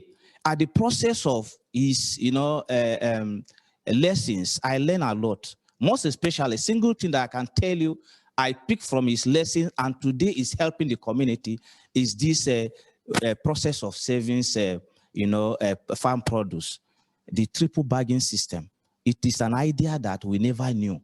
It is an idea that is very reaching. When we are taught, I went and, carry my beans, buy the sack in the market, put it inside, tight it, allow it there. I tell you, nothing entered. All these bees and whatever. The following year, it was a very nice seed at all. From there, I now, my friends came, they were seeing the beans. When it came to time of planting, I was planting my beans. Nothing affected my beans. They were, how did you save your own? I now told them, this is the way. I want to assure you that today in my community, the triple bagging system, every house you go is the triple bagging system that is ongoing. So I really appreciate. Like they said, I would not want to miss that issue of NIMSI. I called Auntie Faith last 2 weeks that how do you engage some of these our youth so that, because they want to go to school, the communication system now is everywhere. And by the time they don't have the name, see, how will they be able to register their SIM? And if they are in school, how will they manage to be communicating home? So how do we do to see that these boys and girls that we are unable to be enrolled can be captured and then given a register through NIMSI? She said it's not possible. And she was making an arrangement, but still I see that the arrangement is not yielding a good result. But I want to say that it is a very privilege that you have granted into our children by allowing them to have these names that today they are free. They see people going around struggling. Some will leave their house as early as 4 o'clock, 5 o'clock, and you see people, they will go with their wrapper, they will spread it, and they will sleep there, waiting for their own opportunity to go and enroll. ECOSAT have really done good to us. Thank you so much. Thank you very much.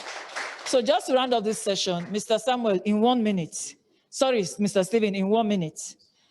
The COVID came, affected a lot of things, affected learning spaces. How did you adjust during that period? In 1 minute, please. That period of this COVID-19, actually, it was really terrible because of the pandemic. But we did our best. We have to have a little means of communicating through the platform. We use the WhatsApp platform to be having tutorial classes with them so that we can be communicating. But for those that don't have the smartphones, we create an avenue that at least once in a while we come, we have a social distances so that we can be able to ascertain and achieve the main goal set and to close and finish the scheme given to us by ECOSAT to make sure that the learning is effective. It was really a terrible experience during the pandemic. It's not really anything, but we thank God we scared through. All right, thank you very much. So we have heard from our participants, we have heard from our stakeholders. We'll still be hearing from some of our stakeholders. You can take your seats. Thank you very much. I'll be calling on the program director, Joy Aderile, Mercy Koye, to anchor this session. We'll be talking to some of our stakeholders who are online, just to also give their reflections. You're welcome, Joy. Thank you very much, Abiose, and good afternoon to all our esteemed participants, both those that are in the room and those that are watching us virtually. We really appreciate your partnership. You know, like when we started the program and throughout this meeting, one thing has been re-echoed. Mexico thrives on partnership, and we really appreciate everyone that is in this room. And right now, what we want to do is, you've heard our story, and our story is that of collaboration. We didn't achieve this alone. We actually achieved this with everyone in the room and even outside the room, with the participants themselves, because if they were not willing to, if they were not receptive of this program, it would not have happened. So to the participants, to the facilitators, facilitators, our wonderful facilitators who had to go even beyond the call of duty to impact the lives of these participants, and also to the community stakeholders and to our partners, our implementing partners, and also everyone, the government partners and everyone that supported us. We want to hear your reflection, feedback. So listening to our story, I'm sure that this story is not isolated. It's also similar to the stories of so many of our partners out there working with young people in Nigeria, especially in the space of youth employment and empowerment. So we want to hear from some of our colleagues that have joined us. I would identify some people and ask them to speak to us. And also, if you would like to contribute to this particular discussion, we would like you to please raise your hand. So I would like to call our colleague from Coca-Cola, if they are in the room. I'd like to call our colleague from Coca-Cola. So what might be helpful is for you to indicate your organization as an addendum to your name. That way it will be easy for us to recognize you, or you can also give us a note in the chat box to say you are from this organization so we can easily reach out to you. So we want to hear from our colleagues from Coca-Cola, from EDC, from Tony Elumelu Foundation, from WAVE, from LSCTF, and from MasterCard for the first session. So if you have any of these persons, we can please unmute them and allow them to speak. And if you're in the room, you can please just put in the chat box if I've mentioned any of your organization. Okay, great. I think we have our colleague from Coca-Cola. So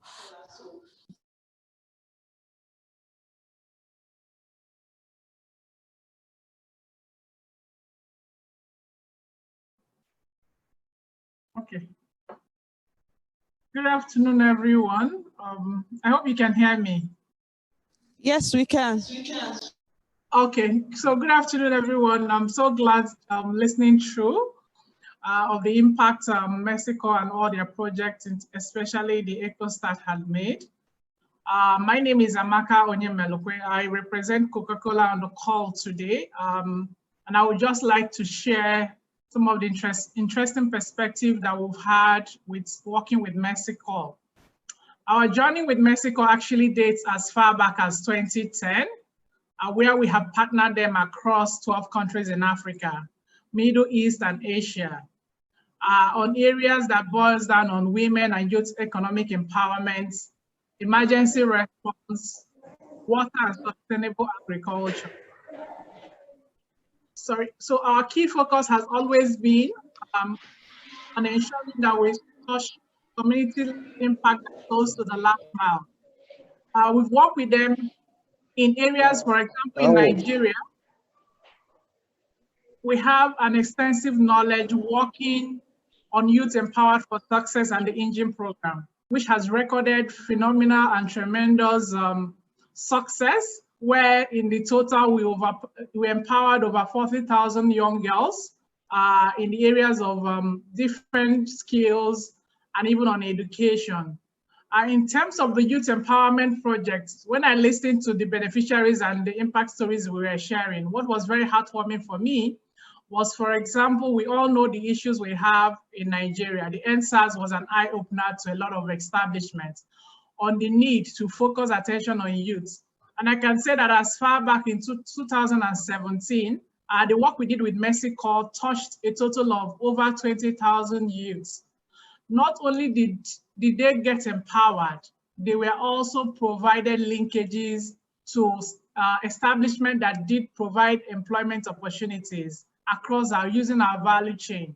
We know that we have a lot of partnership with hotels, fast food, for example, the QSR, like the restaurant businesses in Nigeria, like the likes of KFC, Domino's Pizza, and the likes. After our empowerment project, what was very good was that we made sure that we linked them up to this kind of businesses so that during their employment process, they would then be able to employ the empowered youths that has been empowered by the Mexico team, which comes to them with valuable progress, because at the end of the day, these youths have been able to pass through some form of empowerment project and business and financial literacy skills that helps them to excel in these various organizations. And of course, the engine program was one that was very, I was very excited when I saw the engine 2, because on engine 1, we recorded a great success that made Mexico to ensure that that program did not die at that stage. They took it a step further for ensuring that they were able to then intervene again for the engine program for 2. And of course, it has always been a story of partnership. We recognize the fact that we can't do it alone as private organizations, and that is why we go out to make sure that we look for development partners that like Mexico, working with DFID, Lagos State Employment Trust Fund, of course, is on the call. We have also had a very mutually beneficial a partnership with them, intervening in this kind of areas. So my voice today is, I want to encourage more partnership. I listened through in terms of even people getting skeptical that the program is ending. How would more people be impacted under new partnership? I believe that the SDG goal number 17, which is partnership for the goals, is actually the right way to keep going. There's a lot of need for everybody to come together, bring our resources, and then work with development partners like Mexico, who have actually mastered the skills. They have a lot of expertise. They can easily scale projects because they have first class, they have had insight experience. And I just want to use this opportunity to say kudos to the team as we look forward to the continued sustainable development across all facets. And of course, I also want to acknowledge what the government have done. We are a typical example of where government has enabled most of our projects. LSETF is a living example. Lagos State is very big on making sure that they also bring a lot of value to the table, and even sometimes financial, to come to intervene in these areas. And of course, NYSC has also been fantastic. They are an element that where we can also leverage because every year a lot of youth corpers come from different areas of the country to participate in such projects. We've been able to work with them in the past, and I believe that such projects that focus on youth should be encouraged because Nigeria is still a very growing population, and we look forward to working with a lot of partners to get this actualized. Thank you. Thanks together. Thank you very much, Uamaka. We really appreciate your feedback and your reflection. It's well appreciated. And yes, Mexico and Coca-Cola have come a long way, and we hope to continue this partnership to be able to impact the lives of marginalized people, especially as it relates to increasing their income. So from the end line that was shared today, we've all seen that there's evidence on the ECOSAT project that our beneficial or our participants have been able to increase their income, and this was actually attributed to the financial inclusion sessions at the safe spaces. So I would like to talk to call on LSETF now because we've just mentioned that partnership between government. So there's something we call the golden triangle, where you have the government, the public sector, the private sector, and development organization coming together to impact community, co-create change with communities. And so let's bring in the governments. We have LCTF represented here, and we'd like to hear from them their reflection on working with young people in Nigeria. Thank you, and over.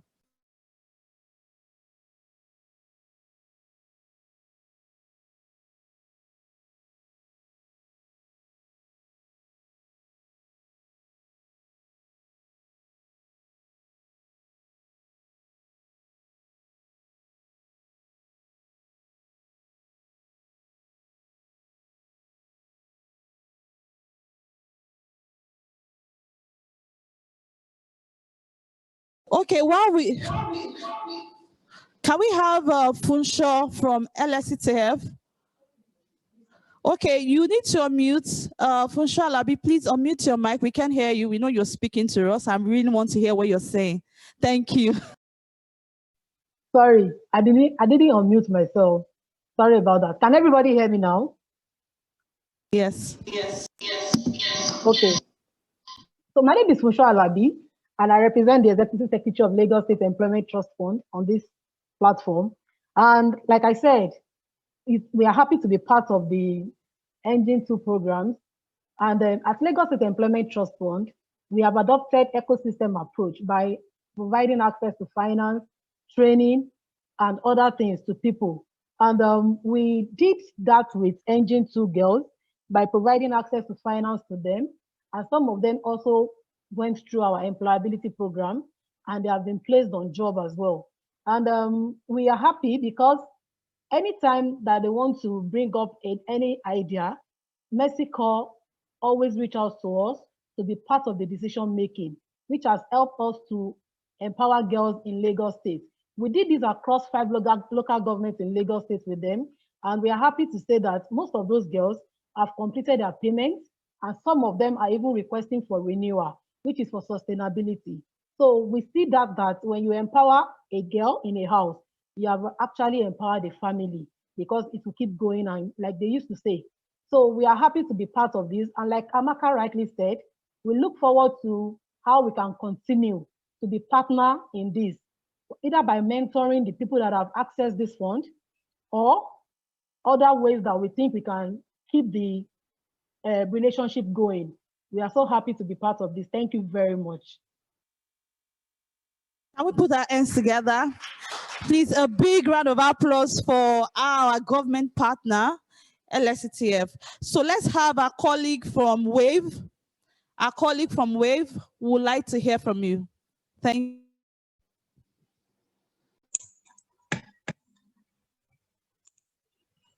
Good afternoon. Please confirm you can hear me. Yes. Great. Good afternoon, and a pleasure being here. And my name is Molade Adeniyi. I work with WAVE, West Africa Vocational Education, and we're based in Lagos, Nigeria. We had the opportunity and the privilege, I have to say, to partner with Mercy Corps on youth unemployment and empowerment. WAVE is focused on bridging the gap between what the employers are looking for and what the youth, the skills that the youth currently possess. As many of us know, we've talked a lot about the unemployment gap, so that's nothing new in our landscape. And what we realized very early on was that there was just this skills gap. A lot of employers were saying, I can't find the right person to match into our jobs. I can't find the right person to fit into the vacancies that I have. Yet we have millions and millions of unemployed youths on the street. So WAVE started to figure out what are those skill gaps. And thanks to Mercy Corps, we were able to partner together. We were able to upskill over 250 young people in the Lekki Aja axis on the job-ready skills that are needed for them to gain full employment. I love the fact that we're talking about income transformation, because for us, those are the things that are important. So what is the year-on-year income transformation of our young people? And that really is what we focus on. When I listen to the participants as well, it excites me, because a lot of the work that we do is really around communication, is really around problem solving, critical thinking, emotional intelligence, those skills that we don't necessarily get from our schools, but those skills that are really critical in actually making you access the jobs out there and succeed. WAVE works with 18 to 35-year-old unemployed young people in underserved areas. We found them wherever we could, thanks to Mercy Corps. We were able to draw them out. I love some of the comments around in the initial stage. The only thing a young person hears is, I am going to get a job. I want a job. When we now start talking about the process that you need to get through, a lot of them are skeptical. Some of them don't want to put in the work, but they want the gain at the end of the day. But through our trained skill validation process, through our various training and our experienced trainers, we were able to upskill them. I mean, the testimonials were amazing, very similar to what has been shared today. Of the 250 people that we reached, interestingly, we just did our own in-house impact study, and over 70% of them are either in full-time employment, in self-employment, or in part-time employment. Our income transformation rate today is in multiples of two times. So everybody is on at least 2 times what they were earning prior to coming into the program, thanks to Mercy Corps. And I want to echo what everybody else has said. it can't stop from here. I do like the partnerships for Gold SDGs. We all need to work together as government organizations, development partners, NGOs, private sector. The problem is still growing. I think we came off a year that was really rocky. A lot of people who were in stable jobs, unfortunately, lost those stable jobs due to the effect of the pandemic. There is still a lot of work to do. We've learned a lot through this process. And this is really just a call out to everybody to say, it's amazing the magic that we create when we work together, and we need to continue to do that and partner for growth. So I'd like to say a big thank you on behalf of WAVE to Mercy Corps, a big thank you to all the other organizations, and we look forward to making this a sustainable growth. Thank you very much. Amazing. Thank you so much, Molade. And right in this room, we are really clapping and really excited about what you've just shared. Thank you. I totally agree with you that there are some soft skills that we don't get in school, but are very critical to life. And that's what we call the life skills. And you know, some of our beneficiaries have shared how just setting the right SMART goals can actually take you, can help you facilitate your transition to higher level of work. So thank you so much. We appreciate the partnership. And so I want to say before we continue that we want everyone to please drop their email address on the chat box, because at the end of this meeting, we'd like to reach out to you. We'd like to share some of the slides that were presented today. We'd like to continue this communication and also the collaboration that we've started before now and even with some of you today. So I want to ask you to please drop your email address. From our side, so we'll drop the Mercy Corps email address if you want have questions, further questions after this meeting, somewhere where you can reach us as an organization. So I want to ask you to please drop us your email address, because we would like to have further correspondence with you after this meeting. So let's quickly move to our colleagues, and because of time, we need to manage time better. I just want you to just stick to like 2 minutes. So let's have our colleagues from Tony Elumelu or EDC or MasterCard, any of the three organizations. If we have anyone on ground, let's quickly have you as we move on. Thank you, and over. Hello, good afternoon. Can I have a thumbs up if people can hear me? Yes, we can. Awesome, thank you. Good afternoon, everyone. My name is Deomi Alubin, and I'm the Partnerships Manager at the Tony Elumelu Foundation. I first want to congratulate Mercy. Like, this is amazing. It's been absolutely worth the time to look at the impact. And it's one thing when we're working in this space, it's one thing to have our objectives and our plans, but to hear from the direct participants, not beneficiaries, the direct participants, how the intervention has affected their lives positively. It's very exciting. It helps us to know, us meaning those of us in this space, that we are onto something. For those who do not know, the Tony Elumelu Foundation is the leading champion of entrepreneurship in Africa. I can say that confidently. Our objective is plain. It's to empower women and men across the continent and use that to catalyze sustainable economic growth. We believe that the private sector is what's going to drive this growth in Africa. And sometimes in doing these sort of works, we end up sometimes in silos, where I had no idea the amount of work and the amount of organizations from WAVE that I'm just hearing the work about, the type of work that's going in at the ground level. I think our mission is represented in the work that Mercy Corps and all the other partner organizations are doing. And it's being actually put forth in the programming, in the community advocacy, and even this convening itself is symbolic of our personal commitment, to continue working for the sustainable growth of Africa and youth livelihoods in Africa. For the sake of time, just really quickly, I wanted to touch on something that was said before about sustainability of these types of programming. And in listening to the participants that gave their feedback, when you hear participants say things like, oh, after my training, I am now training 2 more people, or the school I went to is bringing in more people, Those are the key terms that excite me as somebody who always wants the programming for the interventions. So as a partnerships person, SDG 17, that's my anchor point, partnership for the goals. And for us who are in this room on the programming side, the entrepreneurs have given examples of how projects can be sustainable by them teaching their neighbors, their siblings, by them passing on the learning. But on the programming side, we should always consider pipelining as a key component of sustainability. It ties into what I personally believe is the way forward, which is a collaborative philanthropy. And when I say pipelining, I mean at the Tony Elumelu Foundation, this year, for instance, we've just opened up our portal to accept applicants. Our program is very simple. We identify, train, mentor, and fund successful applicants for $5,000 to test the idea, to kickstart an idea, or to push or scale an idea. But for me, how this would look is when we have all these amazing vocational hands-on training courses that the partners on this call are engaging in, we need to pipeline those people into the next level. And the next level is, if they're now looking for funding, that is the one thing we know how to do well. We will provide that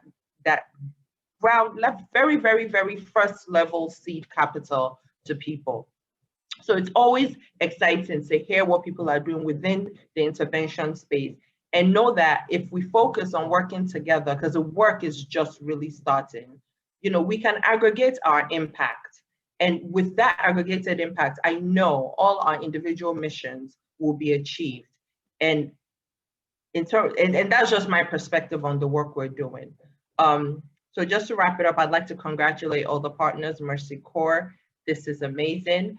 And I hope I'm willing to my contact details. I've even met someone on this call already, to see how we can work together to push everybody's mission, because ultimately this is all for youth livelihoods for the African youth.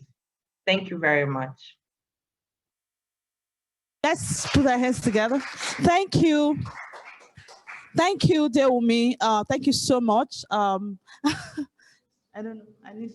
Okay, thank you, Deumi, for that beautiful feedback. Definitely, youth livelihood is something that is critical to Africa development, and sure, we're in this together. So we really appreciate your feedback. And beyond the event, definitely we'll be reaching out to you for further correspondence on this.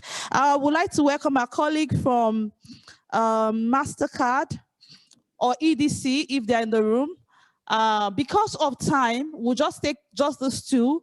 If we have other people with comments, we'd like you to please put it in the chat box because we need to manage time and move to the next session of the program. So do we have colleagues from MasterCard or EDC online? We'd like to hear from you as we take this program forward.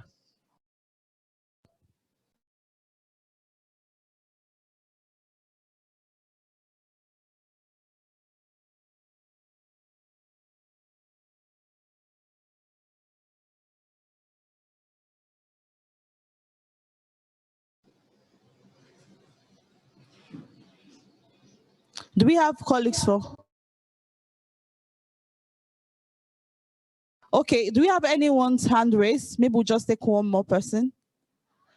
Colleagues from MasterCard and EDC, if you're online, please kindly just give us a shout out in the comments, the chat box, so we can identify you and bring you up. If not, if you have any hand up, we would like to just get one more reflection before we move on. Anyone, any hand? I'm far from the screen, so let me know. Any hand up? Okay. Thank you. We're going to move on now. I'll bring back Abiose to take the next session of the program. Thank you again. I want to just thank every one of us, and I would like to beg us to please stay back. We are actually rounding off. I would like everyone to be part of the handing. Thank you so much, and stay back. Thank you. Thank you very much, Joy. At this point, this is like practically the last session for today. And it's mainly action planning. And I think Deumi of Elumelu Foundation has started it off for us. What we really like to know, and of course, Funsho and Maladi from WAVE, what we like to do now is organizations to tell us what they are currently doing or what they plan to do with regards to youth empowerment initiatives and how we can, because we want to see how we can connect, network. It's a space that is big enough for everybody, and we really need to do just like Deumi said for the youth of Africa. So I'll still continue from where Joy stopped. Anyone that really wants to say something, what they are doing currently as regards youth empowerment initiatives and areas where collaborations can be done. I think Malade from WAVE is raising her hand. Go ahead, Malade. Okay, all right. Thank you very much. So I just wanted to say that, we are continuing our program. WAVE has been in existence for over 7 years now, and because of COVID and the realities, we have been able to successfully transition into a hybrid blended program. So we offer both an in-person and an online class as well, bearing in mind that a lot of the people, a lot of the participants may not have access to a smartphone or to internet access, etc. But we do make provision for them. The other thing that we have been doing, speaking to, I think it was what Deumi was talking about with partnerships. We don't want to do this alone. We know that we can't do this alone. So at WAVE, we have developed a toolkit, and we're working with organizations in the local communities who have direct access to young people. And we train them on how to set up their own programs. We train them on how to find, screen, match, train, etc. We have a DIY toolkit that we're willing and happy to share with anybody who wants to share this vision, anyone who shares this vision, anyone who wants to improve lives. So we're calling on, organizations to reach out to us. And we just really want to get as many young people off the streets and into job opportunities as much as possible. And we're also doing a lot of advocacy work around youth unemployment. We think there's lots that needs to be done around rewiring our education system and our curriculum. So we're working with a few partners on here. We've worked with LSCTF in the past. We've worked with, a few other people. So again, we're excited to just invite anybody who's sharing that vision to come on board and let's truly turn the tide around youth unemployment on the continent, starting with our beautiful country, Nigeria. Thank you. So to apply for the program, just visit our website at waveacademies.org. You can access the application form on there, and all information that you need is also on there as well. Thank you very much for that, Malade. That's quite encouraging to hear. So you've heard it, you're interested in using some of the tools and resources. You don't need to reinvent the wheel. You can just access from the WAVE Academy's website. Any other person that wants to share some of their thoughts, their commitments going forward with regards to youth engagement or youth empowerment initiatives? Any other hand raised? Okay, so from LSCTF, can I continue? Okay, so like I rightly mentioned, for people that have accessed our loan before, they can come for renewal for continuity, and they can as well tap into our training programs, mentorship programs that will help them to build their businesses. And there are other opportunities as well that they can tap into from the training, like account management, legal clinics, and different things that can help them to structure their business properly. So LSCTF is available. And as I said, continuity is important to us, and we look forward to having them and continue with us. Thank you very much. All right, thank you very much, Finsho. That's one government agency that I know they are very, very committed to youth empowerment initiatives. So I will encourage especially organizations in Lagos to take advantage of what they are offering so that this work can grow, we can scale up. I don't know if there's any other person that wants to share their commitments, their thoughts. Do we have any other hand raised? Femi? Okay, maybe we still have another hand later, but I just want to quickly say that, and we have been reiterating this from the beginning, partnership is very, very important. Partnership is key. And we encourage you to reach out to Mercy Corps for, we want to collaborate. Technical support is an area of collaboration. We might not have the funding, but we can support in the technical area just to ensure that we have the right approaches, we have the right methods in reaching young people, to ensure that these young people are gainfully engaged. You know, when Architect Erile was talking, speaking up earlier on, she talked about changing perception. Changing perception, and we can do this through our collaborations, our alliances, and our partnerships. So really encourage, reach out to one another. We have heard, Tony Lumilu Foundation have said that their portal will be open very soon so that people can apply. WAVE has also reached out to, for access to resources. LSCTF has also said their own. Coca-Cola is still working in the space, and I know they have quite a number of programs for young people. Let's take advantage of all these collaborations. I think our communications specialist has dropped some contact details in the chat box. You can write to Mercy Corps, you can ask questions, you can ask for support, and I know that somebody will reach out to you. In closing, I would like to call on the Deputy Country Director of Mercy Corps.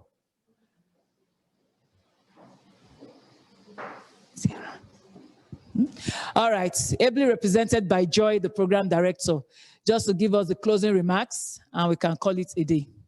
Okay. Thank you, Abiose. So the Deputy Country Director, Ram, is actually in another meeting. So he had asked me to do the closing remarks on his behalf. So we want to thank you. But before we go again, I feel that aside the organizations that have shared with us what their action plan or next steps would be, I also think there are individuals, worthy individuals for that matter, in the room who wants to also commit to something, especially as it relates to youth empowerment.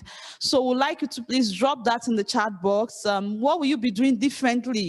You've heard everything. We've shared our approaches, we've shared our successes, we've shared evidence from the implementation of ECOSAT. You know, one thing that excites me is that, you know, a good percentage of our beneficiaries have reported increased income. And, you know, they attributed this to the financial education sessions in the safe spaces. So we know that when people know better, they do better. So I want to ask you, now that you know better, what will you be doing differently as regarding your programs? It might be current ongoing programs, there might be future programs. We'd like to hear from you, we'd like to learn from you, and would like to share with you. So please put those in the comment section. We'd like to thank everyone for your time. It's been a very active 2 hours. It's been an engaging 2 hours plus of sharing, of learning. I want to most importantly thank our participants in the room. Please, can we give a round of applause? A very round. You know, we do field work, and there's a way we do this round of applause. Can we make it round and make it big for this amazing participant? Thank you. That's a round of applause. Thank you so much. We appreciate you. And, you know, our joy is to see you in the next 5-10 years. For us, that's sustainability, and see you bigger. You know, so Uwamaka talked about some of the beneficiaries supported on NG1. We have one of our participants in Lagos that was given 2 cases of Coca-Cola, who today is a mini dealer. She has over 60 cases, and she's a big result, a big success story, and, you know, the face of NG1 for us. So we feel the same for the participants on ECOSAT. We want to see you in the next 2 years, 5 years, and we want to see you bigger and better, and we know that is possible. Are you committing to that? Hello? I want to hear from you. Are you committing to that?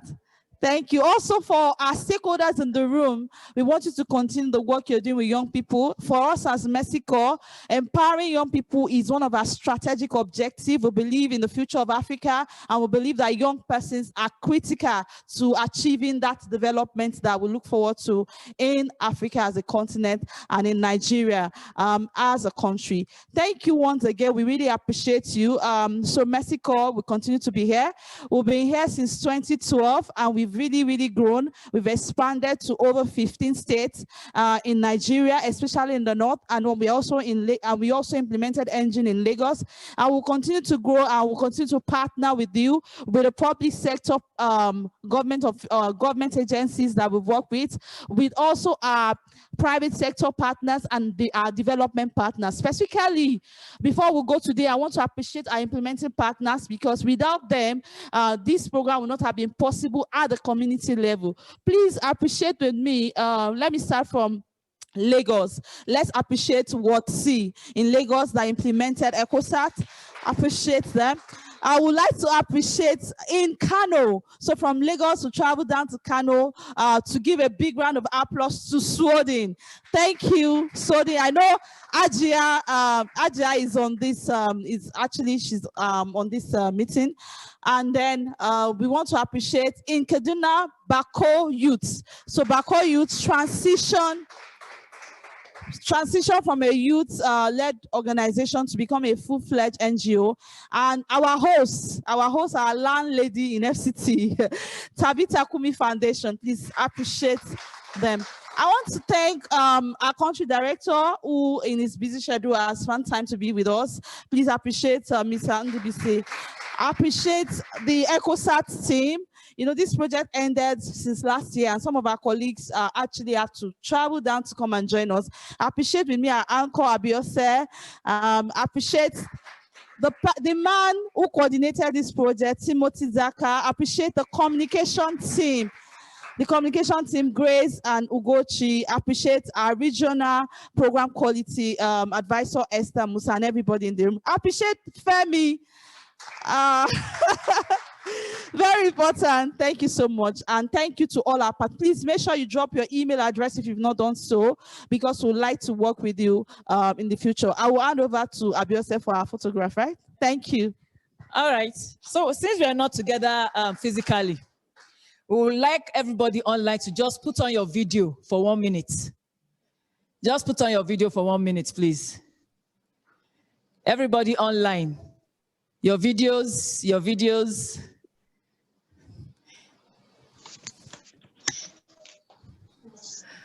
This will be our Zoom photograph. So, Femi, are you ready? Femi. All right, so we'll be, have you done it? Okay, different screens here. The next one, just 1 more minute.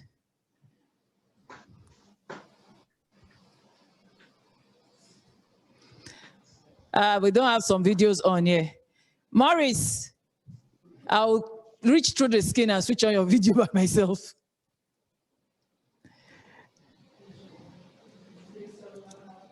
David Okutu, we need your video.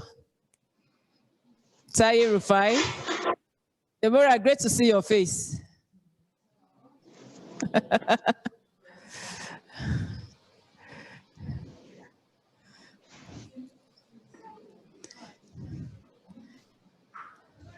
Femi, I need to do it again. Okay.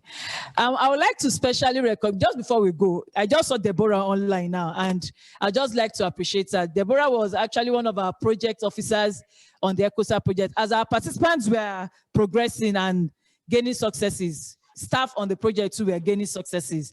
And Deborah is currently our ambassador in Germany on an EU-funded scholarship to further her studies. Great to see you, Deborah. Thank you for the work you did. Thank you for the great work we did. Good afternoon, everybody, and enjoy the rest of the week.